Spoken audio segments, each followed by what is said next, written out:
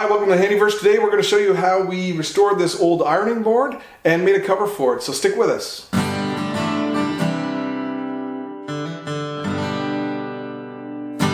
This is an old ironing board that was in my grandmother's house, and we're not going to be trying to do a complete restore on it. That's not really my strength anyway, the antique restoration, but what we do need is an ironing board, so we just got to get it functional. There's a few pieces broken on it.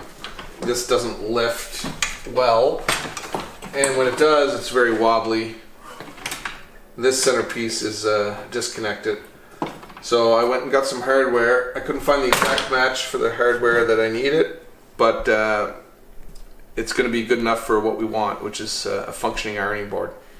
First thing I want to do is take off this here set of legs. So I'm going to pop those off. With the mismatch of hardware that it has,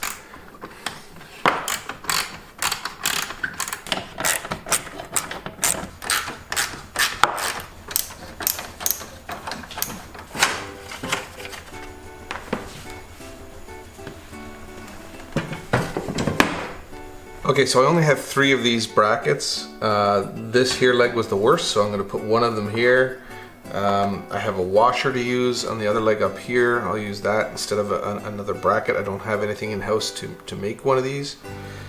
So what I'm going to do is install these on. There was some bolts missing. I'm going to install these on, tighten them up, make sure those are snug, and then bend these to make sure they're square, and then put the legs back on.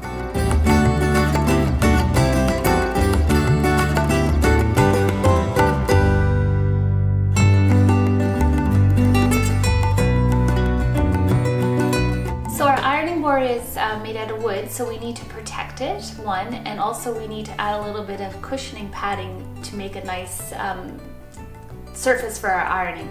So we have 3 pieces here. First we have a layer of just regular kind of batting, and then we have a layer of batting that has a heat reflective material that we'll put on top, and both of these pieces we're going to cut to the size of the ironing board. And finally we have our fabric. This is just cotton. You can get nicer material that we're going to cut a little wider than the ironing board itself.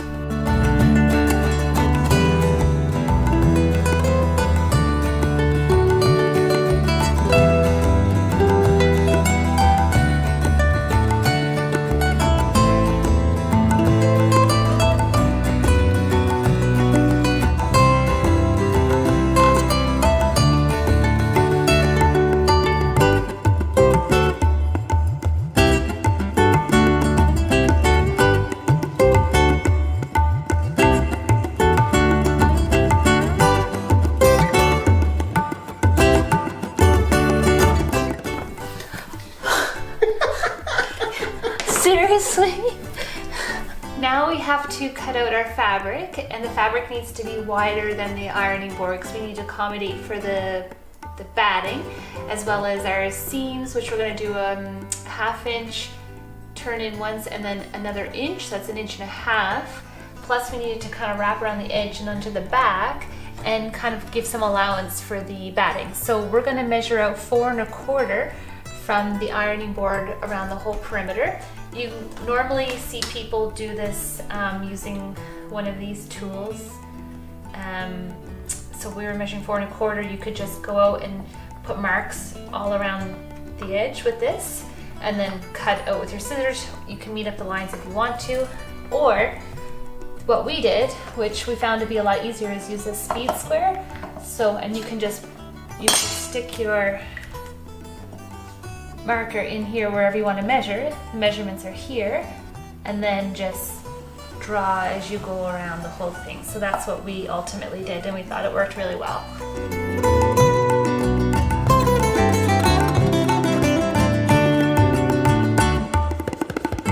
We're trying to cut a few corners here without having to really measure or iron all the way around, and do this in as few steps as possible. So the width of my foot is just slightly over 1/2 inch, so I'm going to use that as a guide, and sew the raw edge down all around the perimeter. So like this, and just gonna sew this all the way down.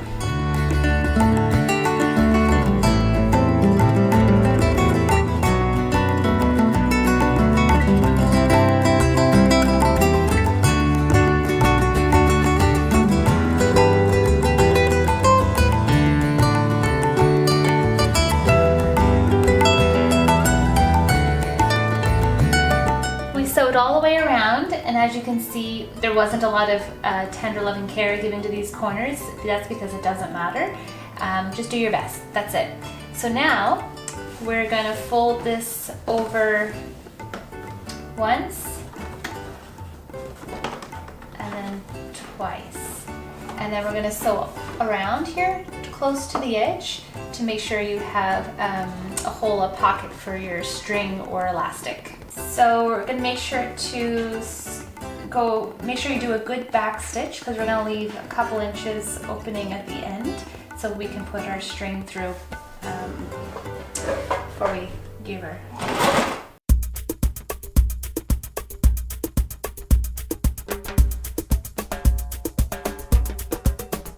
The corners are tough. There's no way around it.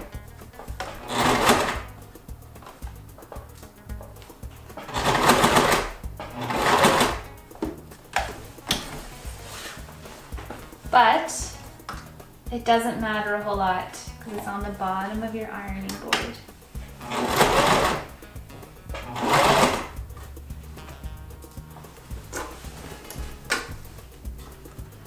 The main thing is that we still have that gap so we can put our string through.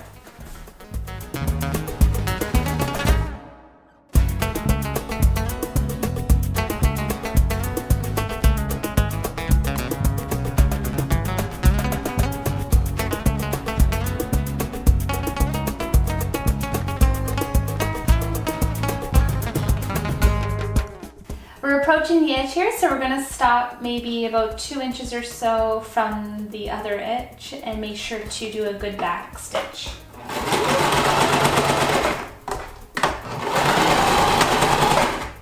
Alright, now we're done. And you can see, again, corners not overly pretty, but they are secure. So we'll see how it works.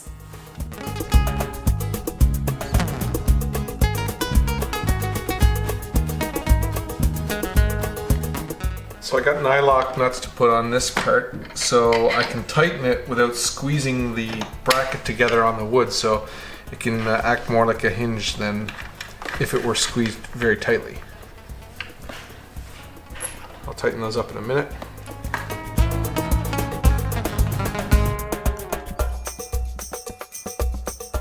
And on this last one, since I don't have the other angle bracket, I'm just going to put a fender washer on it to help with the pivot.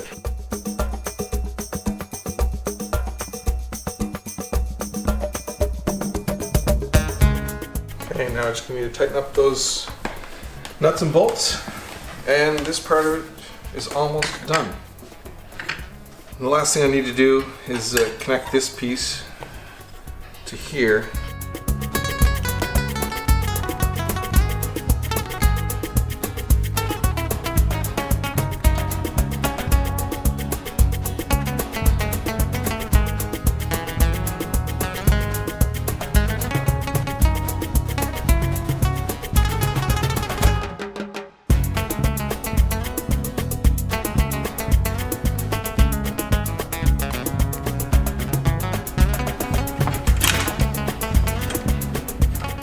Perfect. We need to feed this string through the ironing board cover.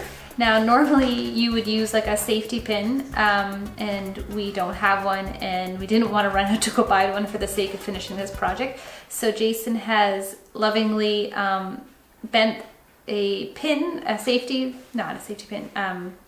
sewing straight pin, that's the word I'm looking for, and secured it with electrical tape. So that's what this is. And you can use string or ribbon or whatever you want to use. We're using like a stretchy bungee cord.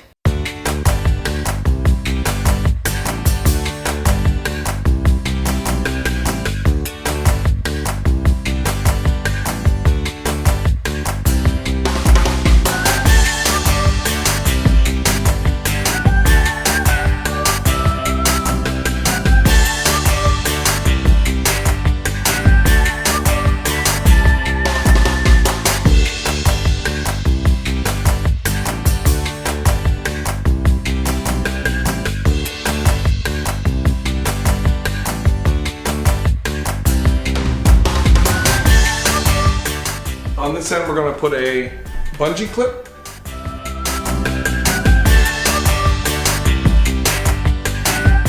And there you have it. We have a nice functioning iron board finally. So, and it's nice to have this because this was in my family at my grandmother's place for a long time. So I'm glad that it's stable again and has a cover on it and we can use it. So if you like this, this is the kind of thing we do. We do stuff around the house, we fix things, we make things work with what we have.